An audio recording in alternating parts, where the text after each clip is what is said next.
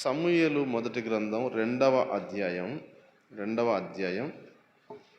12వ వచనం చూడండి. ఏలీ కుమారులు యెహోవాను ఎరగని వారై మిక్కిలి దుర్మార్గులై ఉండిరి. తర్వాత 17వ వచనం, అందువలన జనులు యెహోవాకు నైవేద్యము చేయుటయందు అసహ్యపడుటకు ఆ యవనులు కారణమైరి గనుక వారి పాపము యెహోవా సన్నిధిని బహు గొప్పదాయను. దేవుడు తన వాక్యాన్ని మన కొరకై దీవించునుగాక. ఆమేన్. ఈ రాత్రి దైవ గ్రంథంలో నుంచి సమూయేలు మొదటి గ్రంథం 2వ అధ్యాయం 12వ వచనం, ఆ తర్వాత 2వ అధ్యాయం 17వ వచనం చదువుకున్నాం. ఈ చదువుకున్నటువంటి వాక్య భాగంలో ఏలీ ఇద్దరు కుమారులను గురించి వ్రాయబడింది. ఏలీ అంటే ఎవరో మనకు తెలుసు. ఏలీ ఎవరు? ఇశ్రాయేలీల దేవుడైన యెహోవాకు ప్రధాన యాజకుడిగాను న్యాయాధిపతిగాను ఉన్నటువంటి ఆయన ఇద్దరు కుమారుల పేర్లు హోప్ని, ఫినెహాసు.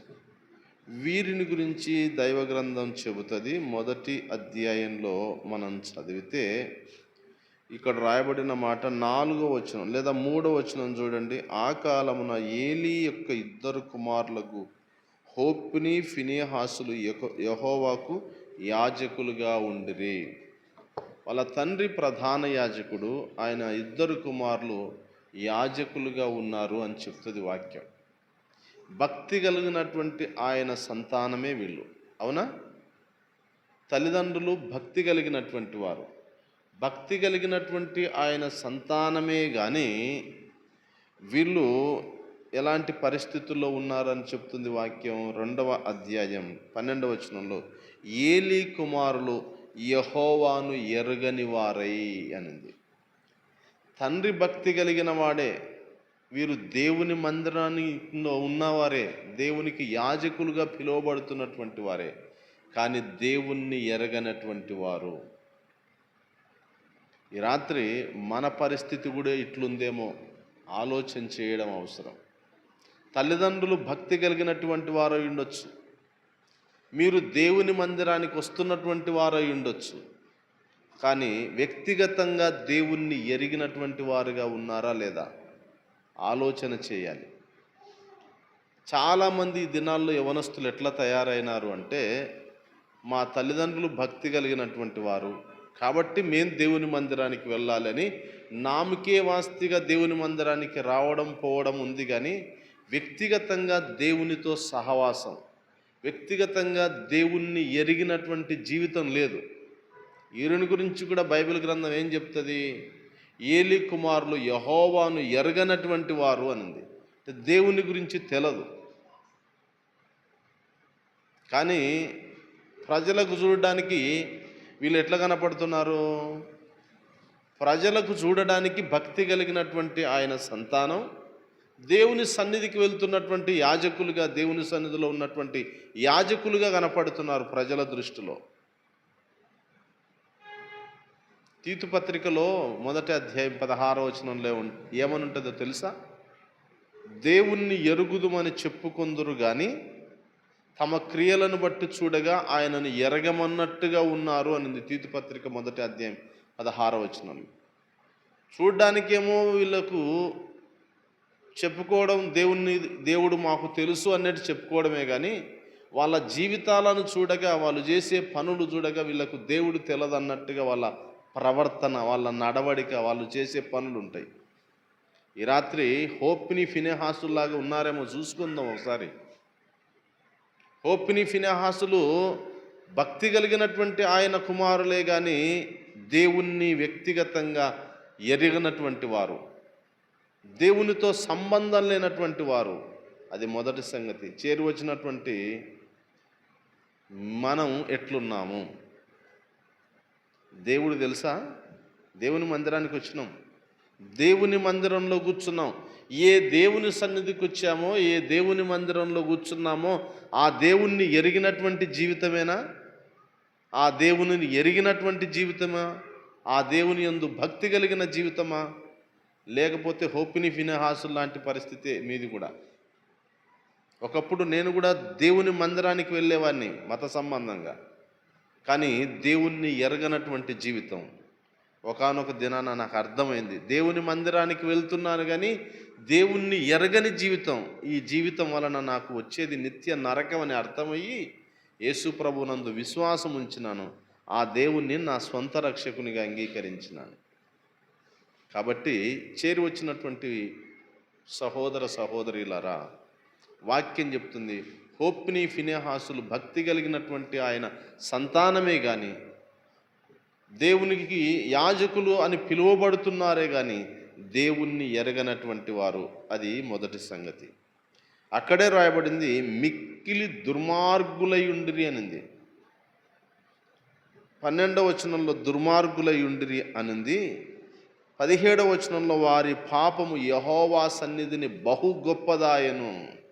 అంటే వీళ్ళు దేవుణ్ణి ఎరగని వారు మాత్రమే కాదు, వీళ్ళ జీవితం ఎట్లుంది? పాపాత్ములు.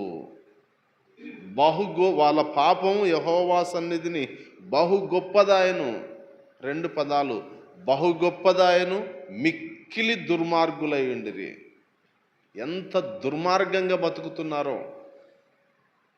పరమందున్న దేవుని దృష్టికి భయంకరమైనటువంటి పాపం. ఏం పాపము?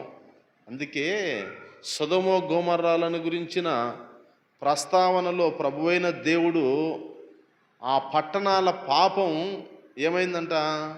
ఆ పట్టణముల యొక్క పాపం బహుఘోరమైంది. ఎంత ఘోరమో! అక్రమంగా ఆ సొదొమ గొమొర్రా పట్టణాల ప్రజల పాపం కూడా చాలా ఘోరమైపోయింది. ఓ క్రమము, పద్ధతి, మర్యాద ఏమీ లేని విపరీతమైన ప్రవర్తన అయిపోయింది. అందుకే దేవుడు అన్నాడు, నేను చదువుతాను చూడండి కావాలంటే ఆ మాట. ఆదికాండం 18వ అధ్యాయంలో ప్రభువైన దేవుడు అబ్రహాముతో చెప్పినటువంటి మాట మనకు కనబడుతుంది. అబ్రహాముతో మాట్లాడుతూ చెప్పినటువంటి మాట చూడండి. 18వ అధ్యాయం 20వ వచనం, మరియు యెహోవా సొదొమ గొమొర్రాలను గూర్చిన మొర గొప్పది గనుకను వాటి పాపం ఏమైందంట?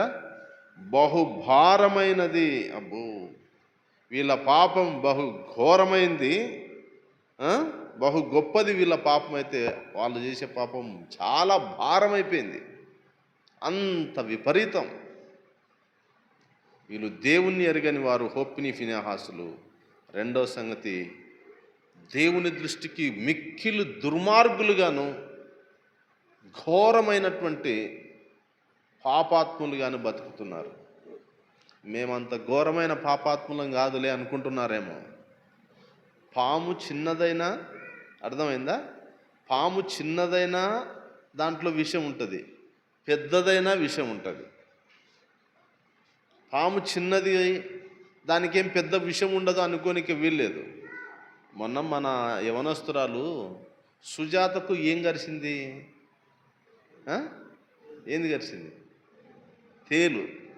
తేలుకు పాముకు వ్యత్యాసం ఉందా లేదా? తేలు గరిచింది. కానీ ఎంత తీవ్రమైంది ఆ అమ్మాయికి మనందరికీ తెలుసు. విషయం చిన్న దాంట్లోనైనా విషయం ఉంటుంది, పెద్ద దాంట్లోనైనా విషయం ఉంటుంది. పాపం చిన్నదైనా పాపమే, పెద్దదైనా పాపమే. మీరు అనుకుంటుండొచ్చు, నేనేం దొంగతనాలు చేయడంలే, నేనేం వ్యభిచారం చేయడంలే, లేకుంటే నేను ఫలానా పనులు చేయడం లేదని అనుకుంటున్నావేమో. బైబిల్ గ్రంథం, దేవుని వాక్యం చెప్తుంది. ఏమని చెప్తుంది? మనం జన్మతః పాపాత్ములమే అని కీర్తనల గ్రంథం 51:5లో, నేను పాపంలోనే పుట్టినాను, పాపంలోనే నా తల్లి నన్ను గర్భమున ధరించింది అని. కనుక వీరి జీవితం ద్వారా మనకు అర్థం కావలసిన 2వ సంగతి, వారు పాపంలో బతుకుతున్నారు.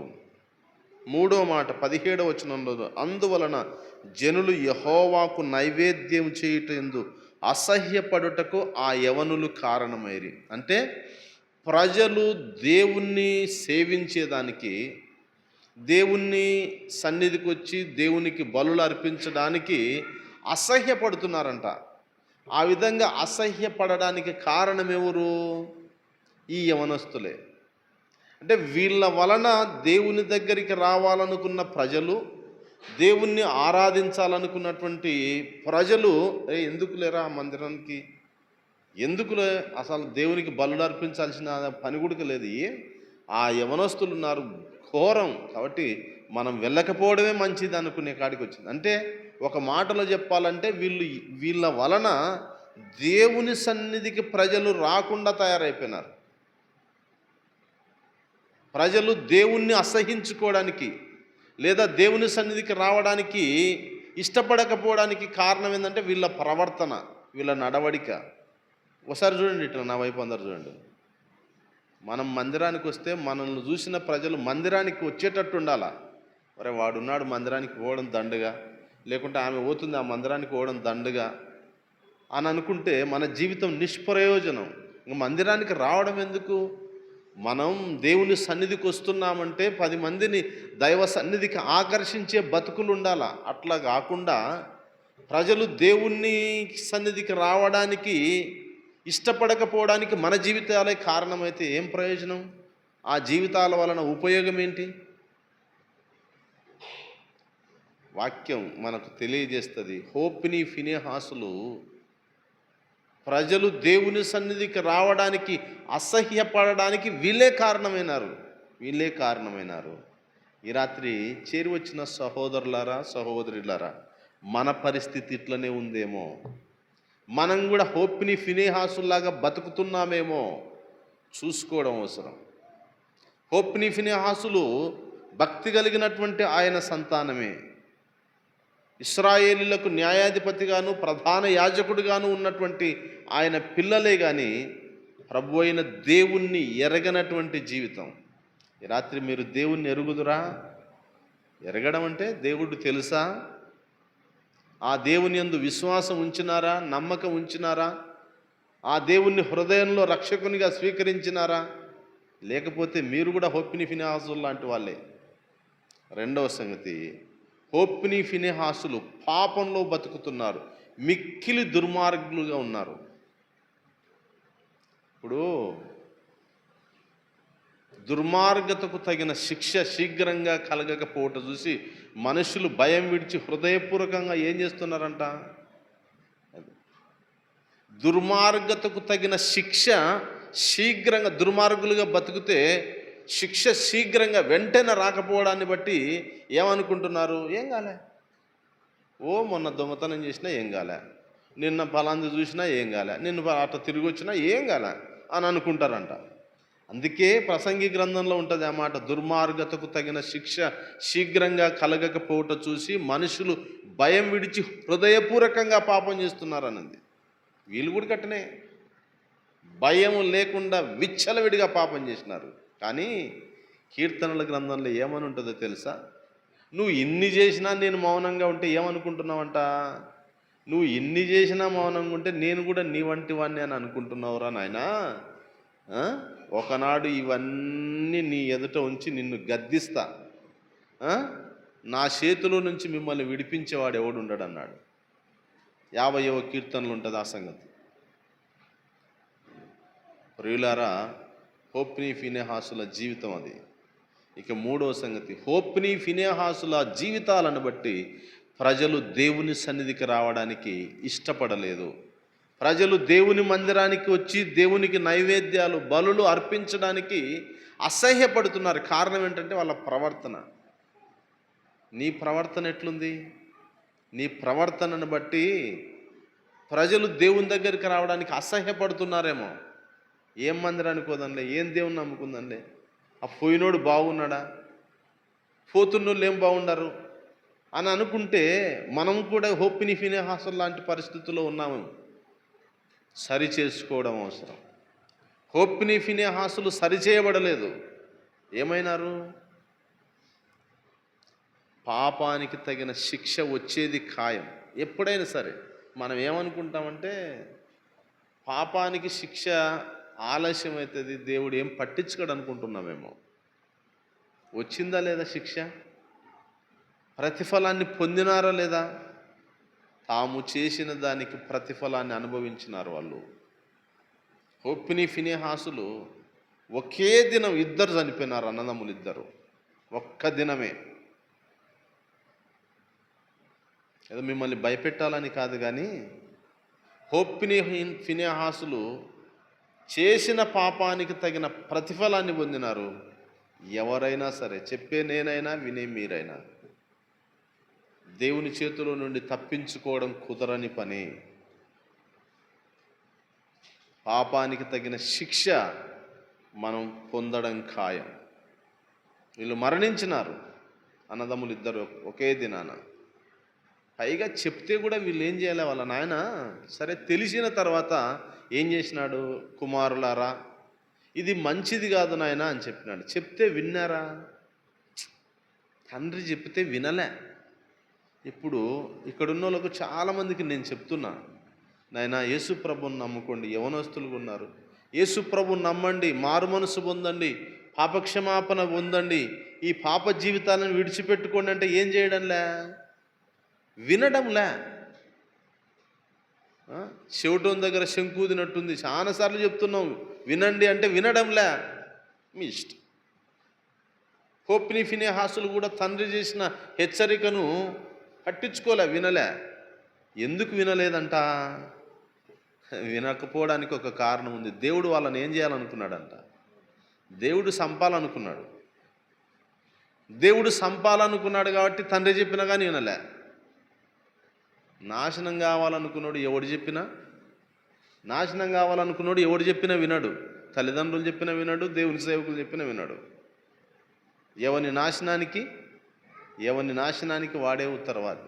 చెప్పడం మా ధర్మం, వినడం వినకపోవడం, పాటించకపోవడం మీ ఇష్టం. ఈ రాత్రి హోప్ని ఫినెహాసుల లాంటి జీవితం ఉందేమో చూసుకొని సరి చేసుకుందాం. మందిరానికి వచ్చినారు, చాలా సంతోషం. ఎంతకాలం దేవుణ్ణి ఎరగని జీవితం, ఎంతకాలం దేవుణ్ణి నమ్ముకోకుండా, దేవుణ్ణి ఎరగకుండా ఎంతకాలం బతుకుతారు? దేవుణ్ణి ఎరగని వారికి మీకు నేను ఒక మాట చూపిస్తాను చూడండి. దేవుని ఎరగని వారిని గురించి పౌలు కూడా గుర్తు చేసిన ఆ రెఫరెన్స్ తెస్సలోనికైలకు రాయబడినటువంటి పత్రికలో మనం చదువుతాం. దేవుని ఎరగని వారికి, తెస్సలోనిక 2వ పత్రిక 1వ అధ్యాయం 6-8 వచనాలు కలిసి ఉన్నాయి. మన ప్రభు అయిన యేసు తన ప్రభావమును కనపరచు దూతలతో కూడా పరలోకమును నుండి అగ్నిజ్వాలలలో ప్రత్యక్షమై దేవునిని ఎరగని వారికిని, మన ప్రభు అయిన యేసు సువార్తకు లోబడని వారికిని ప్రతిదండన చేయనప్పుడు. దేవుని ఎరగని వారికి ఏముందంట? దేవుని ఎరగని వారికి ఏముంది? తెస్సలోనిక 2వ పత్రిక 1వ అధ్యాయం 6-8 వచనాల వరకు ఉన్న ఈ భాగంలో రాయబడిన మాట, దేవుణ్ణి ఎరగని వారికి ప్రతిదండన ఉంది. ఆ ప్రతిదండన అదేదో మామూలు ప్రతిదండన కాదు, అది యుగయుగాలు మండే అగ్నిగంధకాలతో మండే గుండం. కాబట్టి ప్రేమతో మనవి చేస్తున్నాను, హోప్ని ఫినెహాసులు దేవుణ్ణి ఎరగని వారై పాపంలో జీవించినారు. దేవుని సన్నిధికి ప్రజలు రావడానికి వాళ్ళ జీవితమే అభ్యంతర కారణమైంది. తండ్రి ఇచ్చిన హెచ్చరికను కూడా స్వీకరించకపోగా నాశనమైపోయినారు. ఈ రాత్రి అలాంటి జీవితాలు జీవిస్తుంటే సరి చేసుకొని దేవుణ్ణి ఎరిగిన జీవితాన్ని జీవిద్దాం. దేవుణ్ణి ఎరిగి దేవుని సన్నిధిలో కొనసాగి దేవుని నామాన్ని మహిమపరచడం మంచిదని ప్రభు పేరట మనవి చేస్తున్నాను. దేవుడు తన మాటలు మన కొరకై దీవించునుగాక. తల వంచండి, ప్రార్థన చేసుకుందాం. కనికర సంపన్నుడైన దేవా, మీకు స్తోత్రం. మీరు జ్ఞాపకం చేసిన ఈ మాటలకై కృతజ్ఞతలు మా హృదయాలలో ఫలింపచేయమని ప్రభు అయిన యేసుక్రీస్తు వారి పరిశుద్ధ నామమున ప్రార్థన చేస్తున్నాం తండ్రి. ఆమేన్. ప్రియులారా, అందరికీ వందనాలు.